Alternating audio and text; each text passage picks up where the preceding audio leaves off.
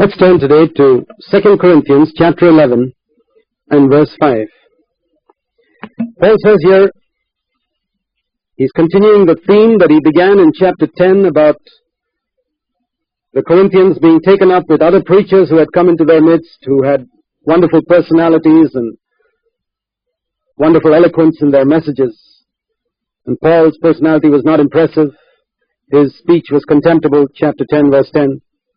He says in that context, continuing that theme, I consider myself, he says in verse 5, not in the least inferior to the most eminent apostles, or as another translation has it, I'm not in the least inferior to these superfine apostles of yours, these extra special messengers of yours, these people who come into your midst and boast about their abilities and their personality and their eloquence.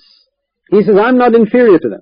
If you look at me outwardly, of course, I'm not as impressive, and my speech is not as eloquent. But inwardly, the thing that God looks at, there is a difference. He says, I'm not inferior.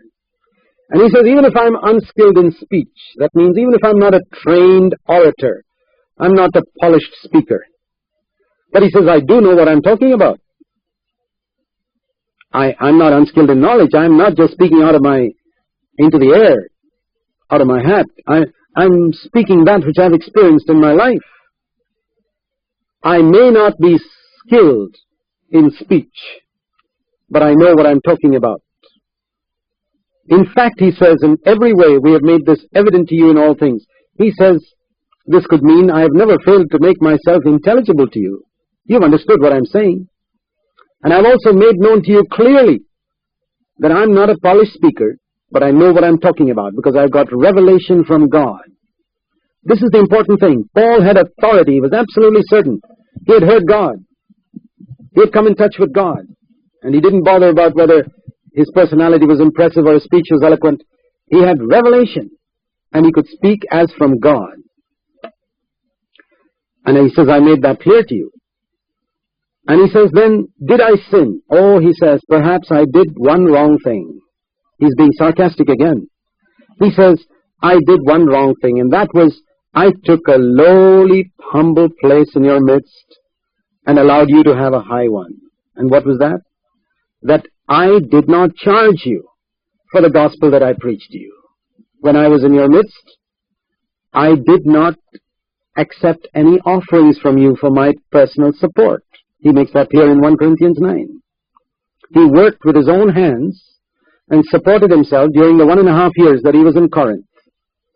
And here he tells us the reason. It's very interesting to see it. And he's being sarcastic, and he says, perhaps I did wrong in taking a humble place that you might have a high one. I mean in preaching the gospel of God to you for nothing.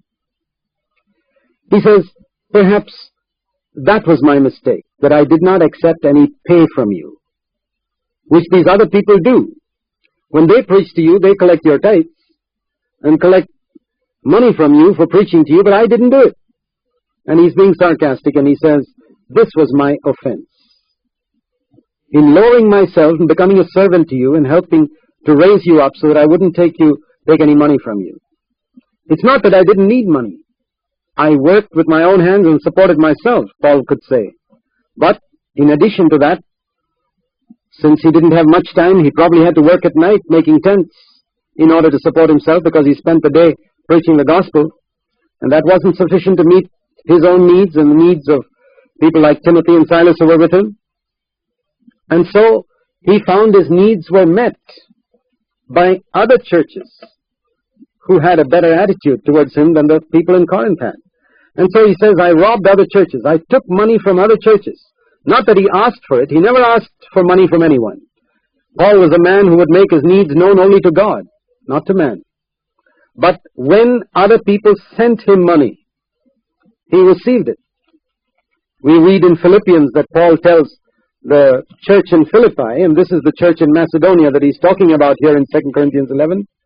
In Philippians 4, he says, verse 15 of Philippians 4, after I departed from Macedonia, no church shared with me in the matter of giving and receiving, but you alone. For even in Thessalonica, you sent a gift more than once for my needs. So the church in Philippi in Macedonia, spontaneously, according to the leading of the Lord, sent money to Paul when he was in need. And Paul received it. Because he had a good attitude. He had a right relationship with them, and they had a right attitude towards him. But in Corinth, he received nothing, because there was a need for a testimony.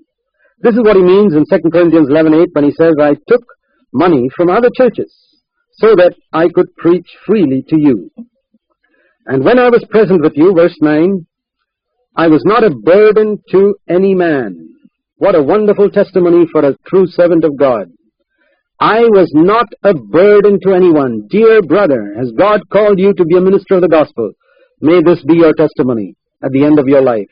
I was not a burden to anyone. Wherever you go, make sure you're not a burden to anyone, but a blessing. God's not called us to be a burden to any human being, but a blessing. Even when we go and stay in a home for the preaching of the gospel, Jesus said, heal the sick that are therein, so that you are not in debt to them, that they do not feel you owe them anything. You have repaid them with healing and blessing in that home. This is a true servant of God. I was not a burden to anyone. For, he says, when the brethren came from Macedonia, that's Philippi, they fully supplied my need. They helped me. Think of this translation. I sponged on no one, as it says in the New English Bible. I was not a burden to anyone. I didn't sponge on anyone. A lot of Christian workers today are sponging on others. They're like a sponge, drawing up money and other things for their needs from others. Paul was not like that. He says the brethren from Macedonia came, and what they provided, took care of my expenses. They fully supplied my need. Paul could have taken a very spiritual tone there and said, well, the Lord provided my need. But he was humble enough to say that the Lord provided his need through the brethren in Macedonia. It didn't drop from heaven. It came through the brethren in Macedonia supplying his need. He was humble enough to admit that. Sometimes we can have a spiritual pride that uses high-sounding language saying, the Lord provided my need. He provides it through human beings. And in everything, Paul says in the last part of verse 9, I kept myself from being a burden to you. Notice that, repeated twice. I kept myself. We have to keep ourselves from sponging on others, from being a burden to others. And he says, I will continue to do so. Till the end of my life, I will continue in this way, not to be a burden to any of you. And he says, as the truth of Christ is in me, this boasting of mine will not be stopped. No one's going to stop my being proud of this independence, this financial independence throughout all Achaia. That city of Corinth and all that region. He says, no one is going to stop me from boasting about this financial independence. Now he says, here is the reason. Why do I do this? Is it because I don't love you that I don't receive any gifts from you? When you come and offer a gift and I don't take it, is it because I don't love you?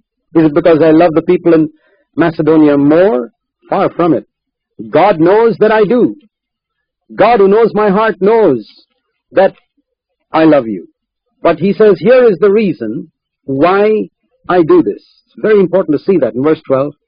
I'm doing this in order to cut the ground from under the feet of those who want to show that they are serving the Lord in the same way as I do. He says there are a lot of people who come to Corinth and say, we're serving the Lord the same way as Paul does. He says, I challenge them to serve the Lord as I do. Working, paying for my own expenses, and preaching the gospel. I challenge any one of these super apostles in your midst. These sham apostles, he says in verse 13. These spurious apostles. I challenge them to serve the Lord as I do. I challenge any of them to earn their own living and not collect your tithes and not collect your offerings and serve God. I'd like to see one of them do that. He says that is the way I expose these false apostles. He says I want to cut the ground from under their feet and expose them for the false apostles that they are. Because they want to say that they are serving the Lord in the same way as we are, and they are not actually doing it. He says such people are false apostles, deceitful workers, disguising themselves as apostles of Christ. Here we see the balance in our approach to money. In chapter 8 and chapter 9, we saw how Paul pleaded with the Corinthians to give money to the poor saints in Jerusalem. In chapter 11, we see his attitude to receiving money himself. He wouldn't take it. He wouldn't touch it. He would not take anything from those false apostles. He says, then why do they pretend to be servants of God? Because they are ministers of Satan. Satan would like to disguise himself as an angel of light, verse 14. And therefore it's not surprising, verse 15, if his servants also disguise themselves as servants preaching righteousness, but their end will be according to their deeds. But meanwhile, Paul says, I'm determined to expose them by their wrong attitude to money. Here is a lesson we can learn. You can make out a servant of Satan by his wrong, unchristlike attitude to money.